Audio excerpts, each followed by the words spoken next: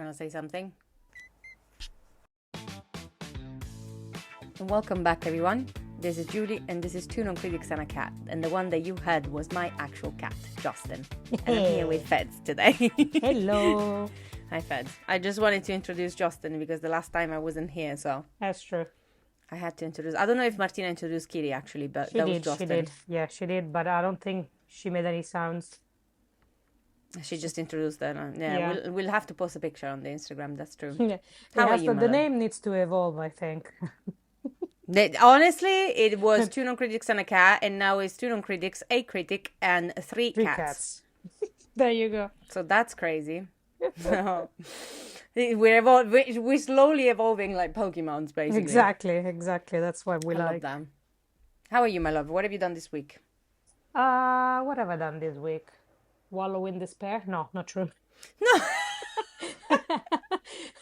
No, wallow in self-pity? Not even that. No, I think, what have I done? I haven't done much, to be honest. I went to the movies with Pimpy, which we're going to talk about later on. I watched and rewatched. Off And campus. yes, exactly. I haven't come out of that tunnel. I think I'm just gonna buy the tunnel, make it my own, put posters in it, find a little bit of furnitures to make it comfy, and then just stay in there for the rest of my life. I'm going to be completely honest. I think it is time for me to rewatch Heated Rivalry. Why not? It has It's to. time. It's time. I feel it. I feel like it's time. Yeah. I feel that all the things she calling. said, they're Yeah. calling me. Like, I can feel my sixth sense just going, Yeah. you know. Hey, watch what makes you happy. No, absolutely. But yeah, the point of this episode is the fact that we both went to the movies. So we Yes. saw something, we saw something new. We saw something that either is not supposed to come out, or either is not come out yet, or either is like very niche. So that's why we're talking about it. And we both liked it. I think you liked yours. Yeah, I Yes. really did. So I liked mine very much. I went with one of my friends, two of my friends actually. And I actually met a guy that was called Attila, which is very funny for an Italian. And I wondered to myself, what the hell? The barbarian. But he was a lovely person. Yeah, he was a lovely person. So hi. Nice. I I went with Pimpy to watch Yeah, with mine. our friend. That's good. Mm-hmm. Please do start with yours. Yeah. So my one, I think we saw the trailer when we went to watch The Devil's Web Prada, I think. Devil was Prada 2. I saw home. Seems interesting. It's just because I'm always interested about when I hear about movies about hearings or movies about sound. So it stayed in my mind in the back burner. And then the other day, Pimpy was like, what are you doing Saturday? Or what time do you finish work? I was like, I finish at 7. I was like, do you want to go watch Tuner with me? And as soon as she said it, my brain went on, was like, It I think activated like a I sleeper wanted to agent. watch that. Yeah, exactly. I think I wanted to watch that. I So love that. we went and I really enjoyed it. The film is a Canadian and American production. Oh, good. So we're not doing like normal production because mine was Australian production. So Yeah, no, we're not doing normal production. It's pretty niche. I think it was presented at the Telluride film festival, so quite niche. Received a lot of like good and positive reviews, which granted they're really like it's really good. It's I enjoyed it. I think it's a couple of hours, but it goes by really fast. He has a nice structure. I did ruin almost the ending for Pimpy because I had a moment like I genuinely didn't think I was right. But you remember Kronk from The Emperor's New Grows? When he wakes up, he's like, the farmer in the restaurant. He didn't pay the bill. That was me. I love that was the first scene that came to your mind. You know, Kronk. That was me when there's a moment, there's a shot, and I'm like, I turned around, I looked at Pimpy, I was like, oh, the watch! And she was like, oh no! She started freaking out, and I was right, and I was like, God damn, I think I ruined it. And then I turned around, and I was like, I'm really sorry. She was like, To be no, fair, no, it's fine. To be fair, I did exact same thing when we went to see The Mummy with Denise. Because at some point of the movie, I'm sure I can say that because it's been a while. At some point of the movie, the girl starts like knocking in a certain way, and the second that she started knocking, and she wasn't knocking. She was clashing her teeth. Okay. At that sound, and then there was like a spin of the camera, and at that second that the camera started spinning, I turned around to Denise and I went, oh, "The song!"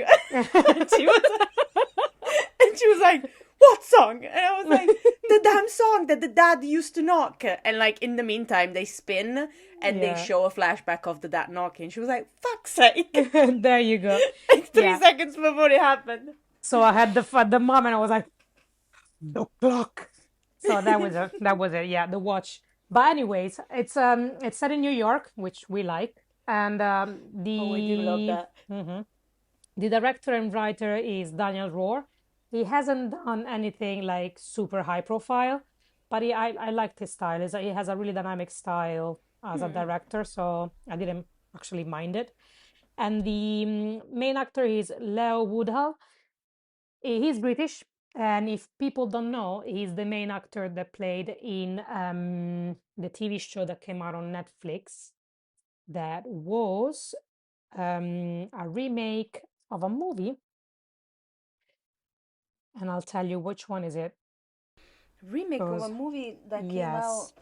He played One Day. You remember One Day, the film with Anne Hathaway? Quite sad romantic tragedy. It's not giving me a no, but it's not ringing a bell. One Day. They've released it on Netflix as well as a TV series, like 6 or 7 episodes. And they remade it, and Leo Woodhull is the male main character. A really good actor. I was discussing this with Pimpy. Was that really tragic? One day, one of the two dies. Okay. Yeah, it's the really tragic one that everybody like watched it. Like I didn't watch it. I remember watching the movie, and I remember hating the movie. And then I read the book, and I hated the book. Because I remember that. Sorry, go on. And then I watched the TV series, and I hated the TV series. Not because it's not well done. Have you watched it? It's not because I like to torture myself. Wallow in pain. Yeah, exactly. It's not because I don't like it. It's that I hate when you have a good ending, an happy ending, and then whoosh, a moment and it ends in tragedy. I'm like, after all of this? Oh, you've never seen this is how Mr. you Plankton. end it? And I hate it. You would love Mr. Plankton. I hate when they do stuff like that because I'm like, you brought me on a journey where the emotions were a roller coaster, and now you're ending it in misery? How? Tell me, why do I have to be invested in this? But anyways, Leo Woodhull, incredible actor, really talented. It's like he has a subtle... Oh my God, he's the one that did Vladimir recently on Netflix. Yes, the correct. blonde guy. Yes, exactly. Oh my God, yes. Yeah. And we were discussing... I don't know why you said Leo, and I went, oh my God. Yeah, we discussed with Pinky that we think that he has a really incredible talent, which is having good chemistry with every female character that he plays something with, I really want to watch which Vladimir I think now. is really rare. So he plays Nicky White. He's the main character. And he's a piano tuner with his... They don't explain it quite well. I think he's his grandpa, or anyways, the person that is helping him, which is Dustin Hoffman, who play Henry Horowitz, takes him under his wing, or because he knows his past, he knows about his issue that he has with his earrings. He has hyperacusis, which is basically an affliction where any staggering sound or really loud noise gives you instant pain. So the only thing that he can do is, because he has perfect pitch as well, is he helps Henry with piano tuning. So they have a business, they go into houses in Manhattan, they tune pianos, and then they fix stuff, because pianos sometimes, even when they're not used, they go out of key. So in one of these... I need to interrupt you right now, because I have a very funny fucking thing that happened. and entails tuning forks. And because because it's me and you, I can say it. Because Yes. if it was me and you and my sister, I wouldn't be able to say it. So I'm gonna be really quick, I promise you. But Yeah. I was reading a book once, Mm-hmm. and they were talking about various practices that you do under the light of Jesus Christ.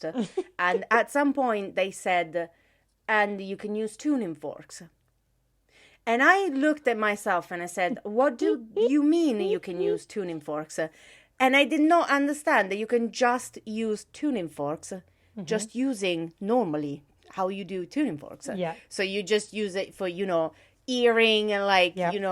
I don't know why you would do that. But yeah, that was the moment that I realized that I probably should take a break from books, because I imagine the tuning forks used in a very improper way. And it's just the second that you said tuning forks, it just came to my mind, and I was just Yeah. like, okay. But anyway, sorry, that was No, just that's I had okay. this thing and I had to say it to you. So So you have, so they go both with the business, they tune pianos and everything, and you get to know them for the first like 15 minutes. They introduce you to the character, and you fell in love with Harry because he's Dustin Hoffman, and he plays the part of the protective grandpa really well. But it's also the grandpa that will give you no shit. So unfortunately, he falls ill because he has a heart condition. And through his wife, he discovers that Nikki discovers that they don't have any money and they stop paying the insurance. So you know how in America it is. You don't have insurance, you're basically dead on the street. you're basically homeless, yeah. Exactly. So they realize that they're like $36,000 in debt. So she's worried. He's like, "I don't worry, I'll keep on tuning pianos myself. I will keep the business. I will buy your van so that you can get some money. I will find a way." And the way that he finds a way comes in the form of Destiny knocking at his door. During one of the piano tuning session in a rich person's house, he stumbles Because upon a that's what robbery. happens. Yeah, That's exactly. what happens in the rich people house. Yeah, he stumbles Robberies. upon a robbery where there's a group of like three people trying to break into a safe. Uh, Chances are, that he had learned how to unlock a safe because Harry had forgotten the combination of one that he had at home.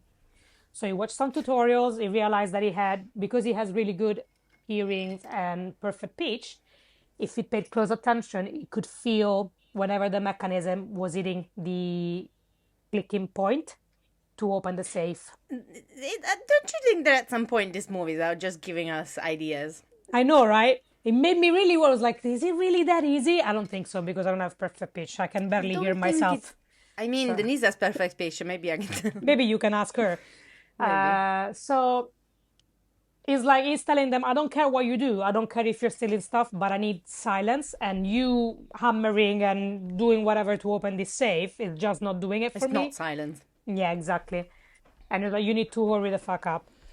And the guy looks at him and was like, since you know everything, you want to give it a crack? Do you want to do it? You want to do it fast? And he was like, you know what? I'll do it for I'll you try. just because, not because I want you to steal stuff, but because I need you to leave.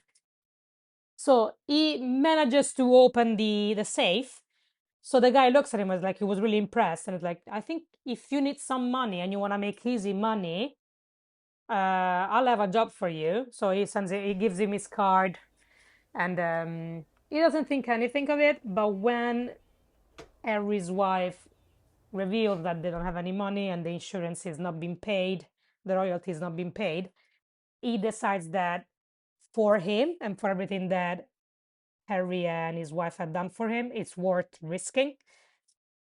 So he starts he made the decision to join this group of people just for hot jobs and opening safes because he get told as if he was like, Robin Hood, stealing from the rich to give to the poor. That's how Basically. this guy sells his business to him. It was like, we're not doing anything, like we're just taking from people that have too much. And Yeah, if no. you have, If somebody tells you like, do you need this money work for me? Tell them no. I yeah, beg you. yeah. So he starts having his odd job, but of course things unravel and things end up getting worse, especially because while he's doing this and he's tuning pianos, he meets a girl Ruthie. She's a composer. She plays piano. So he starts having a relationship with her. Everything seems fine and great. However, all hell breaks loose, and then you have a decent ending. The important bit about this is not even the story. Like the movie is all good in the sense that it's quite entertaining and quite fast paced, but I love the way that they've done the sound mixing. When you have movies about hearing, and this is what I found fascinating, is sometimes if they do it really well, if the director has a good idea, they will implement the way that they use the sound in the film to kind of make you understand the character better. And they do that with this. So every time that you see Nikki around in the movie, in the film, he's wearing a protective noise cancellation device plus noise cancellation headphones. Imagine like going around either London or New York where everything is super loud, there's a lot of sirens. For him and the fact that he has hyperacusis, it's really difficult to live a normal life. Literally, I think it's the start of. We saw it together. I think it's the start. The A Quiet Place 3, A Quiet Place, whatever. Yes. That says New York is 90 decibel, like constantly, which is possibly the most harmful thing that you can do to your Exactly. hearing. And it's really painful for him to walk around. So he's always wearing headphones because it's like it distracts him, and but it's also like so high pitched that he will have a problem.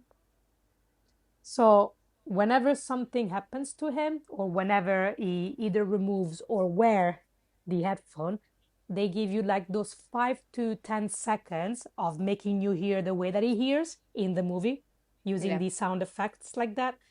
And I found it really fascinating because you're like, okay, you're wearing headphones, you're also wearing noise cancellation. How do you hear people? How do you hear people talking? And it still does. And you could see him wearing one headphones and then removing when he's talking to people. So he has interaction. But I find it really interesting when they play with music like that because it gives you an in into the characters and what they feel. So it's more believable when something really happens. So in one of the pivotal scenes, the bad guy uses one of those electric horns and blasts it near his ear because he knows that he will be in pain. Hmm.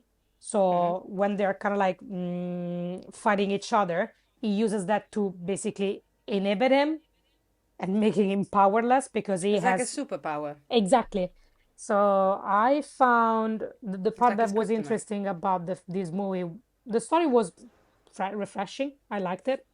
It's like a movie heist plus drama plus thriller. Yeah, you know the kind of heist movies are always so good. There was one with Geoffrey Rush that came out like 10 years Mm-hmm. ago, something even more. There was a art heist. Yeah. I don't remember for the love of God the name of that movie, but it was I really mean, really good. I always loved the Heist. Ocean Ocean's 12, 11. Ocean's 11. I always loved those ones. I found it interesting. This one was really good in that sense because it was quite clever, quite an easy concept. But the thing that made it interesting was the sound and the way the character knows the piano, that he has like, you feel like he's given up on life because of his hearing issue. So he had a promising future and he has a conversation with his girlfriend and she's like, I feel like you are giving up on life. He was like, you know what it means to live with my condition. I can do nothing and Yeah. you're just telling me that I'm surviving. It's already good as it is that I'm able to tune pianos, and the piano was the thing that I love the most in my life, and I cannot touch it, I cannot play it because it will Mm-mm. give me pain. So it's like a person that had to kind of like It's like a ballerina with broken legs, basically. It's like, exactly, you stop doing the things that you love because you have to. The decision is taken away from you yeah, and you have to live with that. So it's like like surviving every day, which I find it really, I think it was portrayed really well. And Dustin Hoffman is a master, and whoever plays with him, I think he has the chance to bring out the best in actors. But Leo Woodall and Ivana Rose Liu, which is the actress that plays Ruthie, work really well together. So the whole film had all the good ingredients, and the cake that came out of it was really, really good. So if people has the chance to watch it, it's now released in the UK and it's now in cinemas. So if you get the chance, it's a good movie to watch, I think. That's very good. I'm glad that you liked it. And funny enough Mm-hmm. that you said about the sound, because the reason why I'm kind of got obsessed with this movie is only because of the sound. I don't know why, Yeah. which has nothing to do with the movie in itself. But the sound was harrowing, and I loved it. The sound design was very spooky, and it was very loud, and it did the job. So I was very excited about it. So when you said about sound, I was like, well, we both went to Look watch at that. two Exactly. Two different things like about sounds. two different things about sounds. Two movies that were not like Yeah. they were like a foreign production, and Mm-mm. they were both about sound. So it's not So, about sound, but yeah. they used it really really well. So. So tell me about your movie instead. So we went to Rich Mix. Was it Rich Mix? Was it Yeah, the name? Rich Mix. Yeah.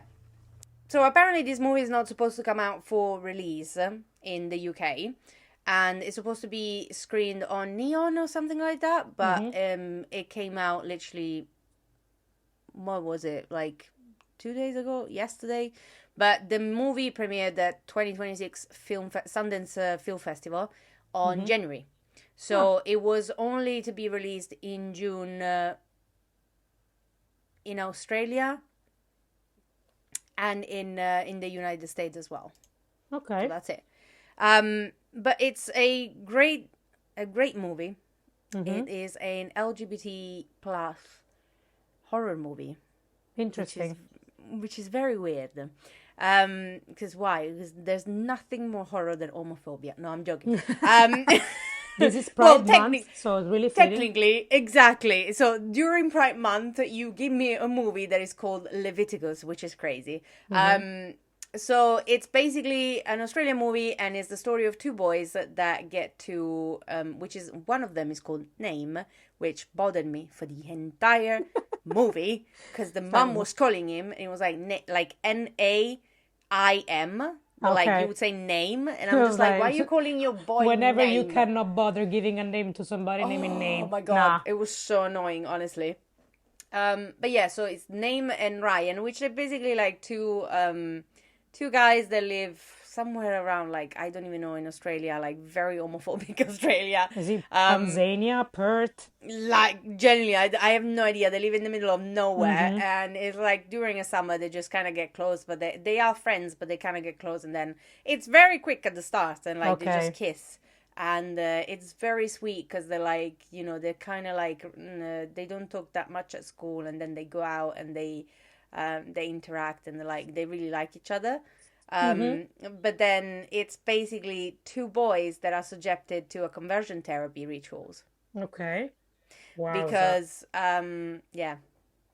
because one of the other boys that is supposed to be in love with a blonde boy um goes to see him, and then he finds him with another boy, and it's basically like he goes to his family, the other boy's family, and says to the family, like, this is what happened. Mm-hmm. So he snitches in a very homophobic town. He snitches. He's Did he himself got is stitches for snitching? no, he definitely got stitches. Yikes. But that's the thing, that is like, you are literally doing the same exact thing, but just because you're jealous, you're going to snitch on them. But anyway, that's not the point of the movie, No. because the movie is a horror movie. So doing this conversion therapy rituals, they unleash a violent entity, which you can see at the start of the movie, which appears as the person that desired the most, Ooh. which is each other. Wow. So basically, it's very trippy. I found like there's a lot of movies about desire and obsession. A lot of horror movies. Like, have you seen Obsession in the end of it? I haven't seen it yet. I forgot to do my rant on the horror movies. There you I'll do go. it at the end. I'll do it at the end. Okay. So yeah, basically, it's just like them two against each other. Of And course. that's the best thing, because of course the one starts seeing the other that goes away and starts talking to no one, and then something happens, and he's grabbed like this person, and he's thrown him in the air, and like you can kind of see the entity, and the other guy goes to him and is like, who's that? And the other guy looks at him and goes, it's you. So it's so trippy, because it's like they can never tell which one is the real one and which one is the fake one. Interesting. So it ends up like, it kind of ends up on like a theme of like, of course, there's a shit ton of homophobia in it, of course, because that's the whole point. It's like, it's a movie called Leviticus, so we get it. So yeah, it's horror, which is cool as hell. It gave us a 3, 4, 5 jump scares that are genuinely, they were good, because it wasn't like a scare factor, but it was just like a moment of like quick walking factor, like something like a camera turning around quickly, and it was very cool. The sound, it's something that was so interesting in this movie for absolutely no reason at all. I don't know who decided that wanted to like get a paycheck out of that movie, but it's cool as hell, because every single time that you have like an entity, you can see the reverb of the word that he says, and then the shots are very silent, and then they get very loud, but there's a lot of echoes, and there's also, I think if I'm not mistaken, there's this kind of same weird ass songs that are in Sinister, which is basically just, you would have no idea because you haven't seen Sinister, but it's fine. Nope. Which is basically just like a kind of echoey lament. So it's very cool, honestly. Oh my god. Oh Jesus. It's very cool, honestly. I have one question. I have no idea who clocked it so bad, but it was really good. I have one question. Does the name has to do with the third book of the Bible? Yes, because in the third book of the Bible, there's about the ritual about purity, holiness, and ethical conduct. That is exactly what it is. So basically, they get taken in front of this, father, whatever father figure he is, like as a priest.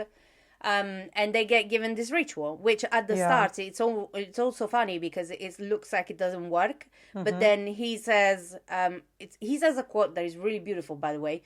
I hope to God that I can remember it now.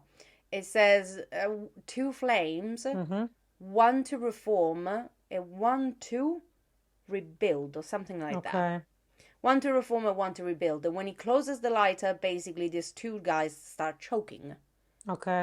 And it's when he releases this entity, and he does it first to the blonde guy and another guy that is not the main character. And then because the mom of this other guy finds out, she does the same thing to him, which is horrible because you would never send she's seen the ritual and she still decided to send her son just like do this ritual.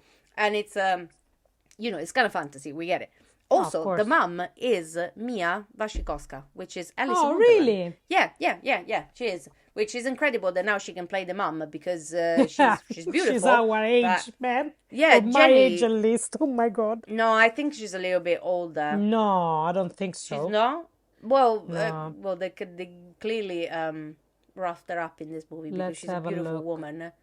My love, she's my age. She's 1989. Yeah, no, they definitely roughed her up. Now I can play the mom. No, it's okay. If I was an actress, I could play the mom. What the heck? It's okay. No, don't say it's that. Fine. I promise you, they roughed her up. They gave her a horrible pellet jumper. You have no idea. Oh, okay. Don't worry about it. Also, because she's a beautiful woman, so I will not worry about it.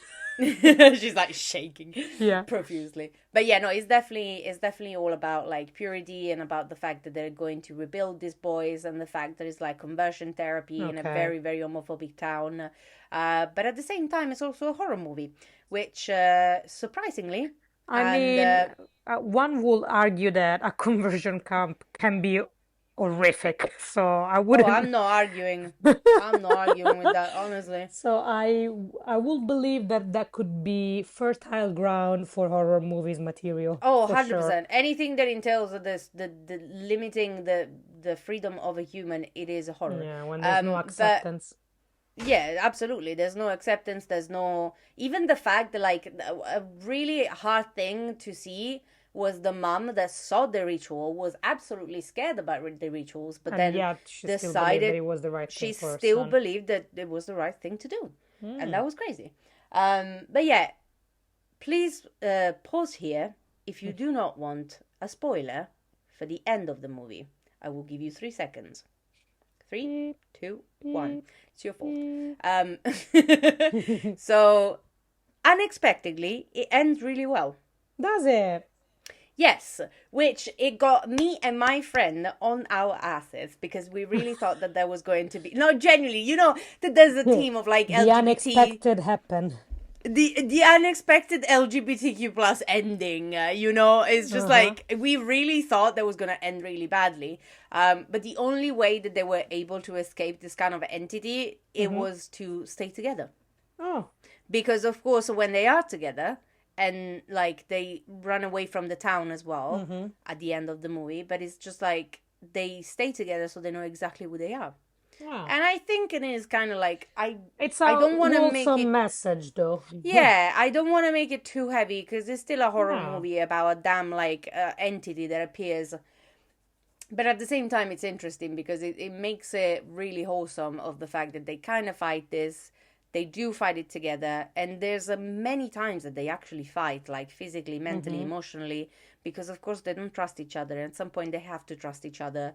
They can decide to not go, like to leave them alone. Like they can decide to never see each other again. It's quite romantic, I have to say, because them two, they really like each other. Yeah. So they do decide to stick together.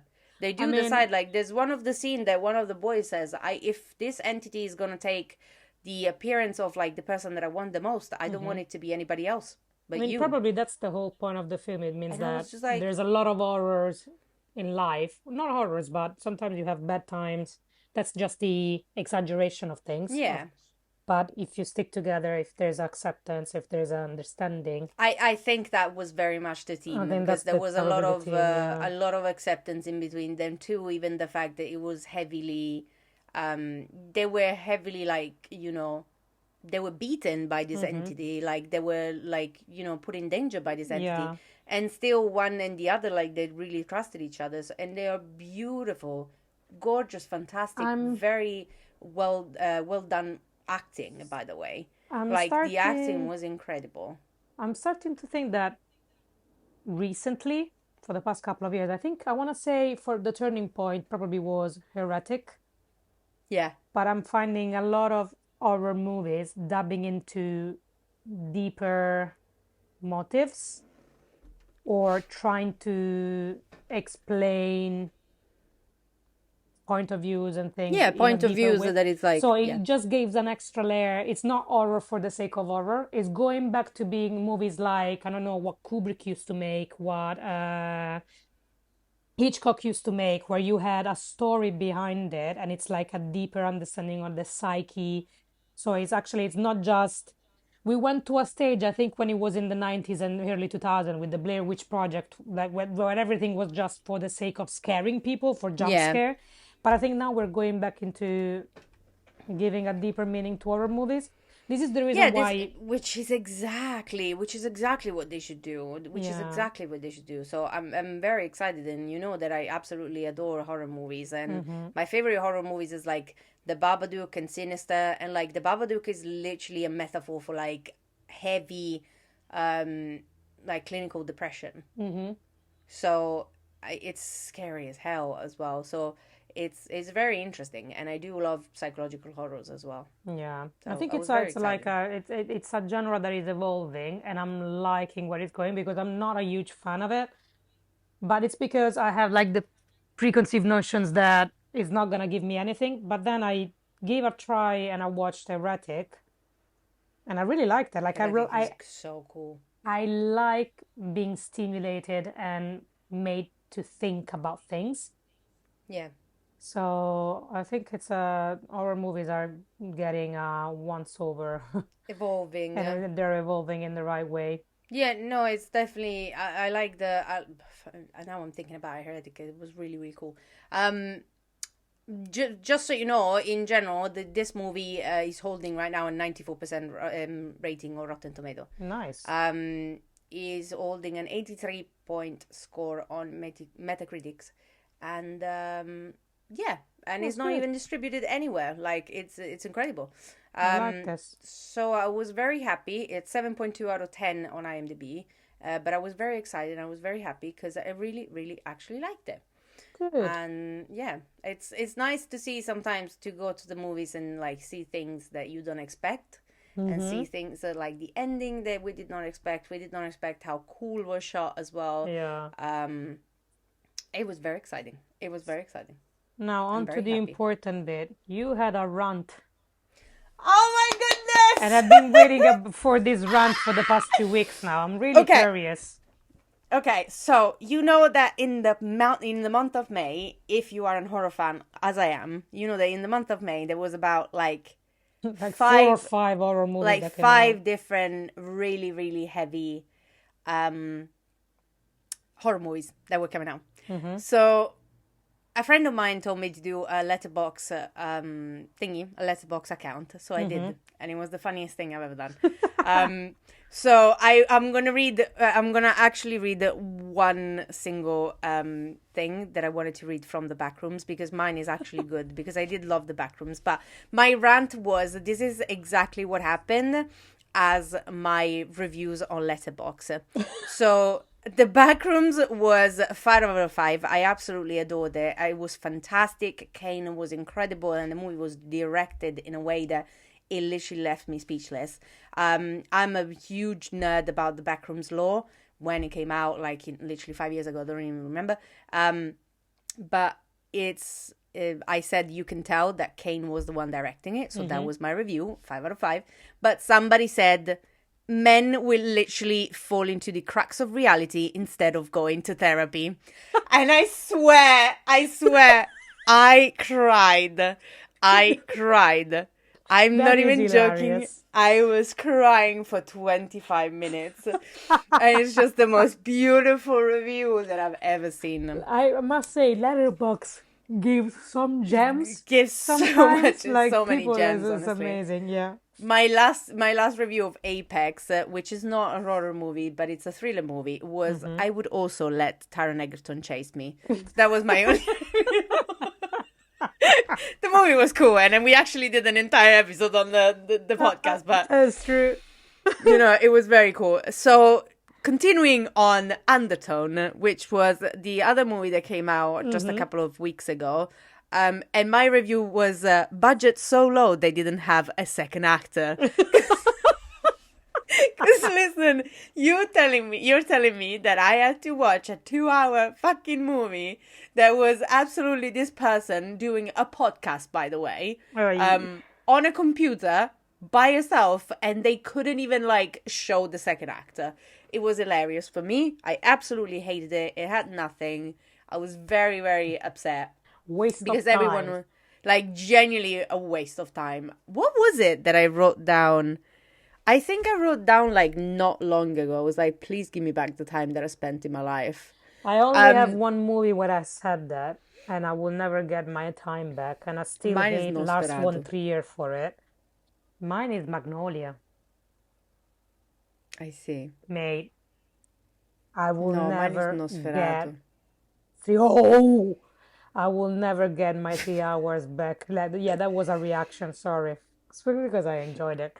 No, it's the funniest thing is that Denise wanted to actually leave she fell asleep. So I said, you could have given me 2 hours back of my time and you didn't tell me. So yeah.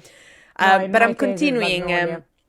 I'm continuing with Passenger. Yeah. Because my review of Passengers was 2 stars out of 5, by the way, like Undertone.